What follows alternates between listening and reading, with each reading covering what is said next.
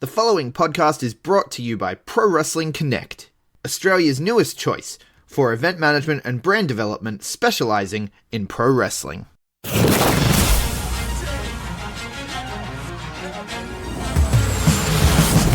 now, the B Plus Wrestling Podcast. Watch global. Support local. It's the B Plus Wrestling Podcast. The news. B plus.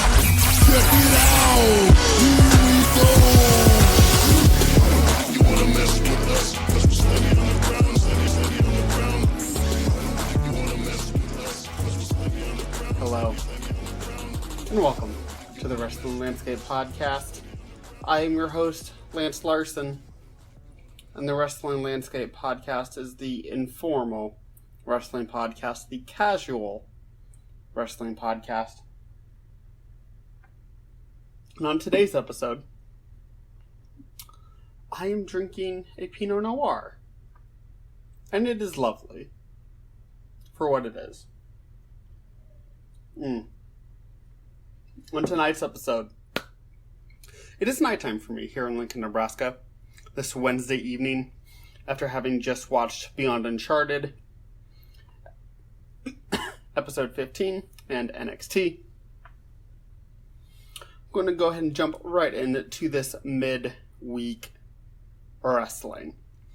It's weird. On the shows I'm reviewing today, which is 205 Live, NXT UK, NXT, and Beyond Wrestling Uncharted Territory Episode 15, I have very strong opinions on some things, and almost no opinions on other things that happened on these shows this week. Some segments will take me a long time to talk through, and others I will say a sentence on. Just a weird week for that, I guess. So 205 Live. Tuesday, July the 9th. Last night for me. Brian Kendrick went one-on-one with Sunil Singh. It was technically fine, but boring. Brian was attacked afterwards by Sumir Singh. Akira Tozawa made the save, obviously setting up a tag match in the future. I'm sure that match will be fine, technically at least. I don't know how entertaining it will be. This does nothing to grab me or spike my interest at all. I don't think the Singhs suck. I certainly don't like them as heels, I know that. I guess I don't know if it would be different if they were baby faces. I don't know, because I think technically they're fine. I just don't know what they're missing to make me care about them. Anyway, next, maybe if they focus just more on the wrestling, this is kind of just a WWE thing though, or if they just focused more on having better matches and doing a little bit more in their matches, I would care about them more. But that almost goes across the entire board of WWE. Main roster, at least. So that's not particularly a Singh problem. Next, we had Jack Gallagher winning a squash match. Which was fine. I really like Gallagher, so he's fucking great, so that was fun.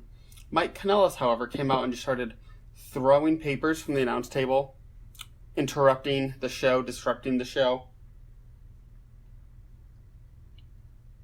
For which, General Manager Drake Maverick fined him for, and Kanellis said he'd be back next week to do some other shenanigans. Does anyone out there actually enjoy Mike Kanellis as a professional wrestler? Like, you hear he's in a one-on-one match next week, and you're like, oh man, that's fun, that's cool, I'm looking forward to that. Does that happen to anyone? I have said it many times on the wrestling landscape. I'm sure he's a fine person. He seems like a good husband. He seems like a good dad. I'm sure he's a decent guy. I don't want him in my wrestling. Go to Monday Night Raw, which I don't watch, so I don't have to see you. That's all I want. In the main event, God, this fucking episode of 205 Live. Really, it was just the boring ass, nothing going opener, a squash match in the middle, and then a main event with Arya Daivari that I don't give two flying fucks about. I like Oney Lorcan on NXT at least. For some reason in 205 Live, I don't give a shit about him. Like, I can't explain that to you. He was in a great main event on NXT this week, which we'll get to. I just did not give a flying fuck about this match. It was Oney Lorcan defeating Arya Daivari in an anything goes match. It was a fine match, maybe even a good match, but it was slow, and I just didn't care. Does anyone look forward to an Arya Daivari match? Like, you hear the one-on-one match next week, and you're like, oh man, that's cool, I can't wait to see that. Like, does that happen for anyone? Bro, stiff as a board. I don't think there's anything special about his work. Or his psychology. Although in WWE, no one's really allowed to have creative psychology. God damn, I just did not care about this match. There were a couple big spots. I liked the finish. It was a superplex through a table. I don't know if this means Arya Daivari's push is over, because he basically was doing nothing on 205 Live, and then got a bit of a push into the title picture. Then he's had a couple of big losses since then, including the title match. So I don't know if this means that 3-month push of his is done. He'll be relegated back to being on TV once every 3 weeks in a losing manner. Again, I don't have anything against this guy personally. Like, I don't want him to, like, not be making money in this business. I don't care about him as a wrestler. I don't. Him and Mike Kanellis, with how much they've been featured over the last few months, has seriously made me reconsider watching this show. Roberto Carrillo didn't wrestle in this show. Lucha House Party didn't wrestle. Tony Nese, Drew Gulak, Akira Tozawa, the guys I actually give a fuck about on this brand, did not wrestle on this show. Where the fuck is Chad Gable? Was that a fucking one-off? God fucking damn it. I can't go on the Chad Gable rant. Good God. I'm going to. Why the fuck is he not on 205 Live?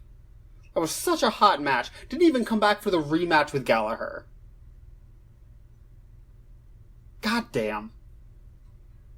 I don't know whose choice that is. I don't know if that's Vince, Triple H, Adam Pearce, who apparently is the booker of 205 Live now. I don't know if that's Chad Gable's call. I don't know. But it's not like he was doing anything on Raw and SmackDown. Anyway, this episode did nothing to pique my interest for 205 Live. And then we get to the closing video package for Nese and Gulak, and I actually really enjoyed that. Instead of cutting promos, these guys were just like sitting in a chair, talking, like normal fucking human beings. And it got me interested in their fight this Sunday, at Extreme Rules, on the pre-show, most likely. I really enjoyed that ending video package. It told the story of them. They used to be friends. They both called each other out for being selfish. He said they're better than the other guy. They're going to have a match on Sunday. It was simple. It made sense. Made both the guys seem a little bit personable. I liked it. That was the highlight of this 205 Live. Was that fucking closing video package. Hyping the title match. 205 Live is probably the show that I have been most up and down on since its inception. I loved the Cruiserweight Classic, so when I heard 205 Live was happening, I was so hyped for it. And since then, I have, at times, loved the show, hated the show, felt mediumly about the show, if that's a thing. There's times, like, I went weeks on end without watching it because I didn't give a fuck. There are times it was one of the things I was most looking forward to. This show, its 3-year anniversary is coming up this fall, late November. But its 150th show is coming up earlier, in early October. And so I think this October, November, I might do a retrospective episode, just looking at the whole 3-year history of 205 Live, from the Cruiserweight Classic up until this fall. And just talk about, like, how weird and complicated it is, and why it still exists. God. This brand, and And you know what's crazy, or what's bizarre, is that like in 3 weeks, I could be saying the exact opposite thing about 205 Live, about how it's my favorite thing on WWE, they're having these killer matches, and no one watches it, which is a shame, because it's so fucking great. What a weird-ass brand, with a weird-ass complicated history. Anyway, didn't think I'd spend 9 minutes on 205 Live. But I did. NXT UK. Wednesday, July the 10th. 3-match show. In the opener, we had Ilya Dragunov defeating Ashton Smith.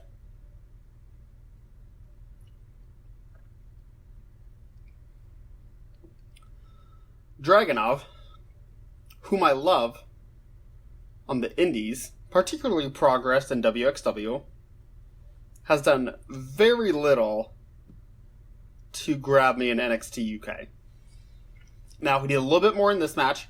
I felt it was a little more like Dragunov, the Ilya Dragunov that I adored in Europe. I should say European Indies. NXT UK is still in Europe. But he's still not connecting. I don't know why. I can't explain it. I feel like he hasn't been allowed to show his intensity that they just keep talking about. Like, oh, he's so intense, intensity. Motherfucker, show it. The only way, I shouldn't say only way, the best way to show his intensity is a one-on-one match with Walter. So I don't know if they're just biding time until that happens. But, like, you have to build a guy before he gets to the title match. He can't be built in that title match. I guess you could do it. This is like a D-level show for WWE. I don't know, man. And plus they have that Cardiff TakeOver coming up without a clear-cut babyface to challenge him. Like with this injury angle thing with Tyler Bate, I don't know if they're going to build up to him taking it. Because it's like, Walter's already taken out Pete Dunne. Trent Seven cut a promo on this show calling out Walter, saying he's going after him. You know, they could have Walter beat Trent Seven too. Tyler Bate comes back from injury to avenge his two friends, to avenge the title loss that Pete suffered, and go after Walter. They could do that. I also don't know if, because Dragunov and Walter had such an epic feud on the indies, that they're going to go that route for Cardiff. At this point, you gotta think it's too late to do a Dragunov-Walter feud. Because that's August 31st. This is already the second week of July. And he's still beating, not jobbers, but like the lowest level guys in NXT UK. Like, he still really has yet to have a big time match. And no one wrestles every single week on this show. So you gotta think he has what? 4 more matches max? And probably not even between now and TakeOver Cardiff. So yeah, I don't think it's Dragunov. But I don't know. He needs to be put in there with a rough and tumble guy. Maybe Dave Mastiff. Maybe someone from Gallus.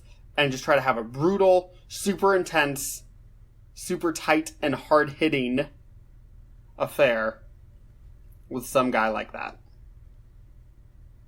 I think that's the only way he's going to get over, because beating these lower level guys is doing nothing. And what doesn't fucking help is his goddamn commie-themed intro. Like, what in the flying fuck? We get it. He's Russian. Newsflash, he moved to Germany when he was like fucking 3, okay?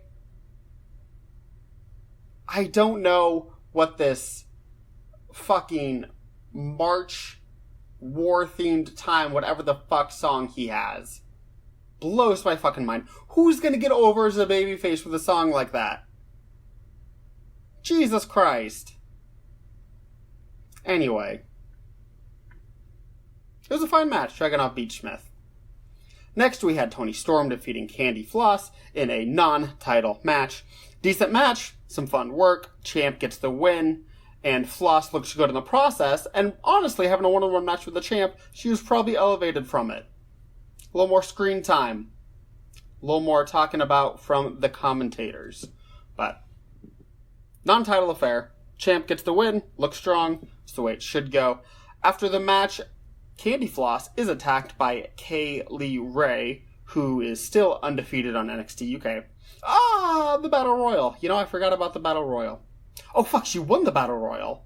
What am I thinking? Yeah, no, she is completely undefeated. She has won every match she has been in NXT UK since she debuted. And she's the number one contender for the Toni Storm's title. So she attacked Floss, left her lane. Storm came to Floss's aid after the match, but Kaylee Ray was already gone. So furthering that feud, I guess I don't know how I feel about that angle. I feel like the phrase mind games is going to come up when the commentators talk about it, which I fucking hate, because that phrase is so motherfucking overused in the WWE. Vince McMahon must adore that phrase with how many times it's been used since Mick Foley challenged Shawn Michaels for the title at In Your House Mind Games. Like, Christ almighty. Anyway, Kaylee Ray vs. Toni Storm, I very much look forward to. I hope it is at TakeOver Cardiff, because then they'll probably get a little more time than they would on a TV match. And both of them are excellent workers, and I mean excellent, world class. So they could have an absolute killer match. So we really hope it happens at TakeOver, so they get the time, the presentation for it, and it's more about match quality than TV matches you tend to be. Promotional consideration paid for by the following. This month we are sponsored by Grapple, a fantastic new wrestling app available on iOS and Google Play completely for free, where you can rate all the matches that you watch in WWE, Impact Wrestling, New Japan Pro Wrestling, all across the world, and we are even getting Australian wrestling involved in the Grapple app rating system as well, starting with PWA Pro Wrestling Australia. Their Green Label event from the other week is up there. The Black Label event, All Eyes on Troy, is up there. And the last 2 years of events, at least, are up on Grapple right now for you to rate so that people can get around our Aussie wrestling and see that we are just as good as anywhere else in the world. Basically, Grapple is a Rotten Tomatoes for wrestling. Now we all get a say. It is the democratization of match rating systems for pro wrestling. It's amazing. So I get a say, you get a say. You can follow me on there at Greg Unchained. You can follow Big Boy Mikey at B+_Big Boy, at Mr. Mysterious is on there, at Danders is on there, at Jay is on there. We're all on there rating the matches that we watch. So follow us, we'll follow you back. Let's build this community and get as many Australian wrestling fans onto the Grapple app as we can. You can download it right now. It has over 30,000 matches on there going back to 1985, 15 promotions around the world. There's so much to do on the Grapple app. It's a great little community, so get around it. It's Grapple, GRAPPL.co, and it's for free on App Store and Google Play. Get around it.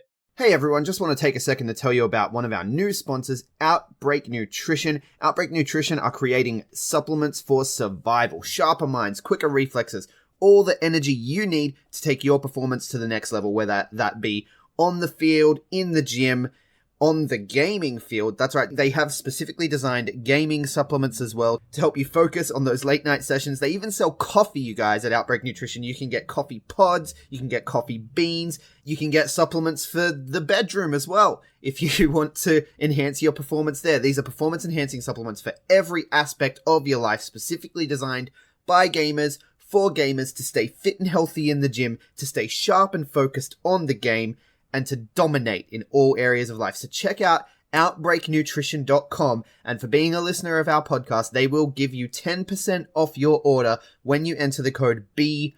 That is BPLUS at checkout. So make sure, if you want to stay on top of your game, if you want to take your performance to the next level, OUTBREAKNutrition.com, enter the code B+ at checkout. Hey guys, just a reminder, if you want to hear all of these wonderful B+ podcast episodes completely ad-free, make sure you head over to Patreon or Podbean, where we are the featured podcast this week. You can subscribe for as little as $1 a month up to $10 a month, where anything you want to help us with, it really helps out. It's going to help us grow the site. It's going to help us redesign some things, and everything that we get through this and through the advertising as well is all going straight back into the podcast so that we can get Aussie Graps out there for the rest of the world to hear about, for the rest of the world to see, so we can grow this mission of watch, global, support local, and build indie wrestling. So if you want to be a part of that and get some really cool rewards like call-in shows, bonus episodes, ad-free like I mentioned, then head over to patreon.com/theb+ and subscribe today. In the main event, we had Gallus, all three folks, defeating Dave Mastiff and The Hunt. Decent, solid match. Nothing special. It was a fun 6-man tag main event. It's exactly what you'd expect, hearing the names of the 6 guys in it. My only question out of it is, why is Gallus tend to be so protected on NXT UK? It's like they really value them as an act, which is interesting to me. I don't know if... Because obviously, Joe Coffey suffered the big loss to Pete Dunne for the NXT UK title, but like the week or two after, he came right back with a singles win. Gallus mostly wins. They tend to do well in feuds. I don't know if it's to protect their Scottish market, but they still have like Noam Dar and Kenny Williams. I don't know. It's weird to me. But I guess Triple H likes his bearded, long-haired, burly fellows. I can't imagine why. Anyway, I'm talking in such a grumpy tone. I enjoyed watching these wrestling shows this week. I did, I promise. NXT. Wednesday, July the 10th. Damian Priest, the former Punishment Martinez, wins a squash. It was fine. I don't know how far they're going to go with Damian Priest. Like, first of all, they have so many insanely talented guys signed that they're going to do with him what happened with Keith Lee, where he's just going to have squash wins for a while, and then lower level matches, and next thing you know, a year's going to go by, and he's never even been in a title match. And Keith Lee's a hell of a lot more talented than Damian Priest, although I could see them liking Priest more. His size, his voice, that kind of stuff. So I really don't know. You know, there's probably like 15 male wrestlers that I consider more talented and that I'd prefer to see pushed than Damian Priest on the NXT roster. So I don't know. We probably won't even find out till a fucking year from now, like I said, because they have so many guys on their fucking roster. Next, we had the second to last first round match in the breakout tournament. We had Jordan Miles, the former ACH, go ACH, defeating Boa.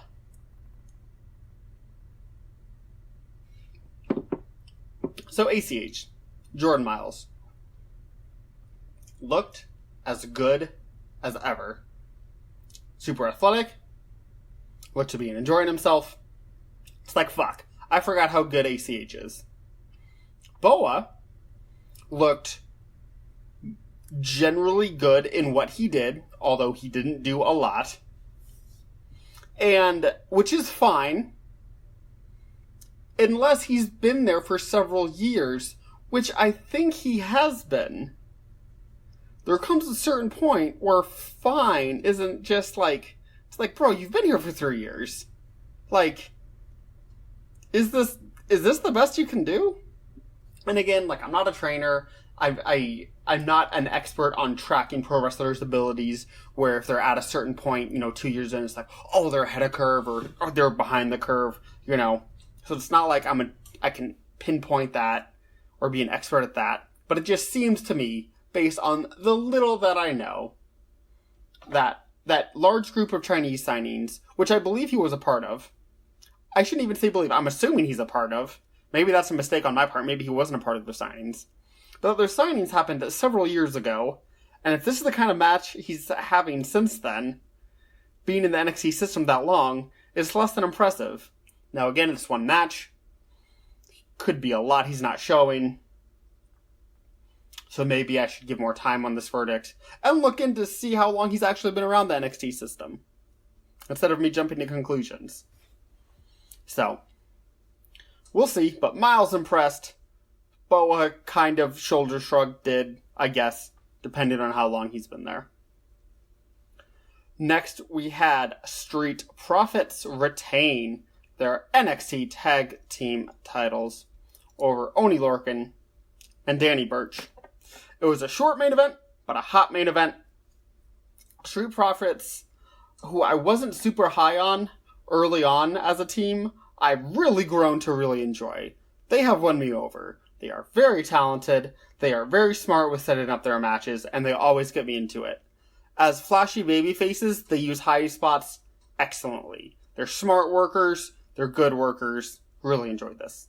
And obviously, Lorcan and Birch, who have had many excellent tag matches on NXT before, are no slouches themselves.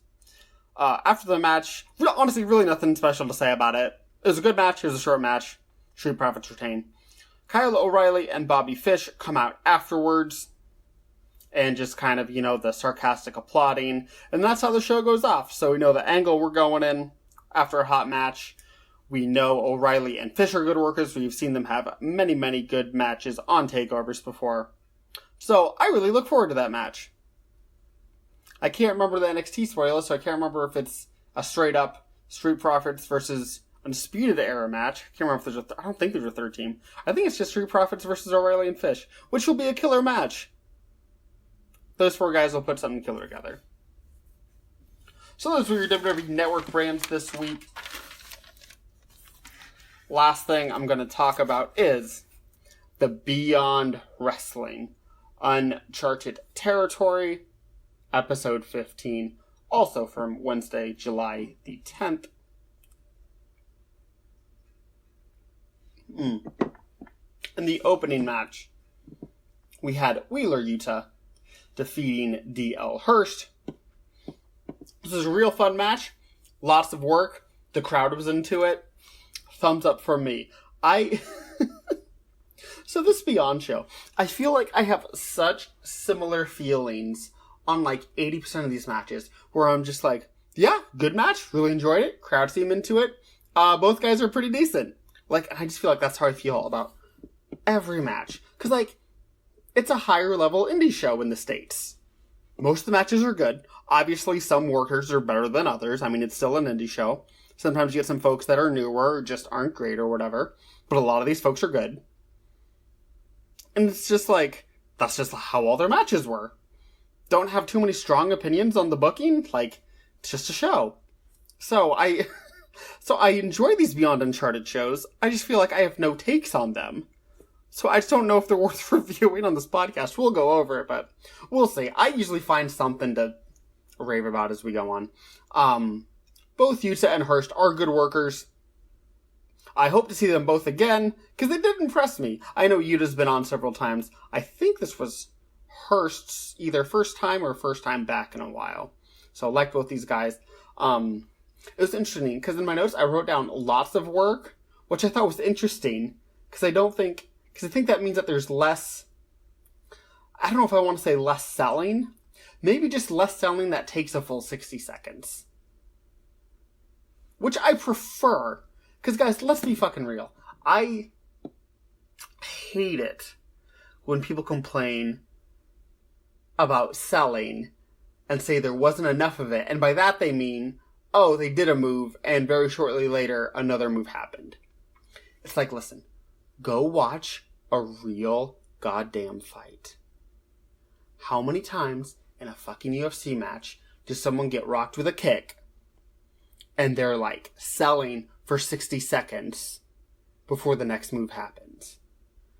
I hate it when people use the realistic card for that shit. 9 times out of 10, when people use the fucking unrealistic card or unbelievable card in pro wrestling, they never watch a real fucking fight. Because the shit they're arguing for doesn't look realistic at fucking all. Listen, I like realistic pro wrestling, but it's not a necessity or a prerequisite for good pro wrestling. Pro wrestling, for the millionth time that I've said on this podcast, has not looked real since Gus Sonnenberg introduced the fucking flying tackle in the goddamn 1920s. I'm rereading Steve Yohei's book on Ed Strangler Lewis, in which he covers a large history of the American pro wrestling scene from the teens through the 30s and 40s. So when I get to Gus Sonnenberg, I'll even have an exact year for you as to when he introduced it, and pro wrestling started looking fake as hell. Hate it when people pour the realistic card, because the stuff they're arguing for almost never looks more realistic. Watch a real fucking fight. Jesus. Anyway. Next we had Bear Country defeating KTB and Jimmy Lloyd in a no DQ match. Again, fun match. Lots of spots, doors, and chairs galore. Bear Country, the Beyond Wrestling regulars, as commentary called the Aces of the tag team division in Beyond Wrestling, which is fun. Got a strong win here. If you like lots of gimmicks, lots of high spots, non-stop action, this is the fucking match for you, let me tell you. Afterwards, Bear Country challenged LAX to a tag match at American Rana coming up on July the 28th. That match should be fun as hell. Next, we had Christian Casanova, who is fucking great, defeating Colby Durst. Fun match, tons of spots. Casanova is so good at what he does. I think he's good at subtle things with his character. I think he's really smart that way. You watch his matches and it instantly comes across to you how smooth he is and what he does. This guy's a good pro wrestler. I don't know how old he is. He looks on the younger side. So you'd presume that he would even have more years to grow. In which case, this kid has a chance to be very, very, very good. So props to Casanova. He gets the win. He will be back next week. Next, we had Solo Darling defeating Alexia Nicole. Solid, fun match. Good action. Really enjoyed it. I guess I really don't have any strong opinions on this match or either of the two competitors. Next, we had Nick Gage and Thomas Santel defeating Milk Chocolate. Gage is fucking insane. Thomas Santel is the greatest thing to happen to professional wrestling since the flying tackle was introduced by Gus Sonnerberg in the 1920s. No, I love Santel's character. Teaming up with Gage is hilarious. This is fun. The match itself was really short. It was really just to get them over and setting up them teaming together at American Rana, which I guess it's not announced. Thomas Santel is having a mystery partner. All the build is pointing toward Gage, so I don't know if they're going to try to swerve us or if they're just going to go with what they've been building to as Nick Gage. I'm actually very curious. I'd be okay with a swerve depending on who it is, but we'll see. We had Chuck O'Neal, I guess technically defeating Brad Hollister. They announced it as a win for Chuck O'Neal. Brad Hollister injured, I believe it was his knee, on a dive to the outside, so they stopped the match, and I guess O'Neal was awarded the win. So, hope Hollister is okay. You never want to see folks get hurt. Next, we had Josh Briggs defeating Ethan Page. This is another match where I really don't have... it was a fun match. It was a good work. Page is a great... he's a pro. Kind of it. Good action. Don't know what to tell you. Fun match.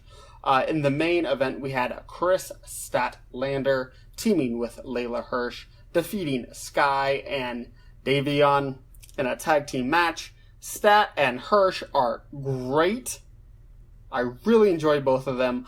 So they teased that Stat had signed somewhere and was leaving Beyond Wrestling. I, in reality, can't believe she's not signed somewhere. She's been wrestling less than 2 years. And again, I'm not a scout, I'm not a coach, I'm not a trainer. I don't know for sure when someone's ahead of schedule or behind the curve or whatever. But fuck. With where she's at, she's already good. Just, objectively, she's a good pro wrestler. And only 2 years in, it's Jesus Christ. Kelly Klein's been wrestling a dozen years and she's not where Chris Statlander is. So Statlander's great. And Layla Hirsch, who I've only seen out Beyond Uncharted Territory, is great. I love her legit gimmick. I enjoy her style of wrestling. She's awesome. Want to see more of Hirsch. And Sky and Davion, I'm just okay on. They're very much... This is one of the few times in my life I'm going to use the word indie as not a compliment. They're very much an indie act. In the sense that it's kind of bland. Their work's okay. They don't suck. They don't suck as pro wrestlers. It's not what I'm saying. It wouldn't surprise me if their ceiling isn't too much above where they're at now. Now, in a year, I could be dead wrong, and they just get great, and I'm an idiot, and that's totally possible, and I would completely accept that. Because, to be honest, I haven't seen too much of them, so I could just be completely jumping the gun, basing this off, 2 matches I've seen of them. So, this could be on me for being an idiot, but that's just what I see right now. So, Stat and Hirsch are awesome. Skylar and Davion are fine. But overall, thumbs up show for Beyond Wrestling Uncharted Territory 15. The match was good. I really did enjoy that main event. Maybe I'm selling Skylar and Davion short. We'll see. Well, time will tell. If I'm an idiot, I will come on here and say so. But really enjoyed the show. Uncharted Territory, they don't really have bad shows. Like, all the shows are enjoyable. Everything I've seen from them every Wednesday, I have liked. Haven't seen too much blow away. Nothing close to match of the year contender discussion. But I liked everything. It's a fun 2 hours of wrestling, sometimes 2.5 hours. This week was a tight 2 hours, which I appreciated. So, good job on Beyond. I hope Uncharted Territory can go on as long as it can. They have talked a lot about how it might not go on for too long, and after season 1 is over, it just might be gone. So we'll have to wait and see. Beyond, someone that works in Beyond has come out on Twitter and said that they, just based on ticket sales, they lose money each show, so they hope to make it back through sponsors and partnerships and the like. So, we'll see, man. Like, I'm not hinting Beyond's going out of business, that's not what I'm saying. I just think Uncharted Territory, their weekly Wednesday show, once it goes away in a few weeks, it might just go away. So we'll have to wait and see. But even if it does, it was a really good run. It was a really impressive run, having all of these enjoyable shows back to back to back. So good job on Beyond Wrestling. Anyway, this has been your midweek wrestling review covering the WWE Network brands of 205 Live, NXT, NXT UK, and Beyond Wrestling's Uncharted Territory, episode 15. Thank you so much for listening to this episode, and take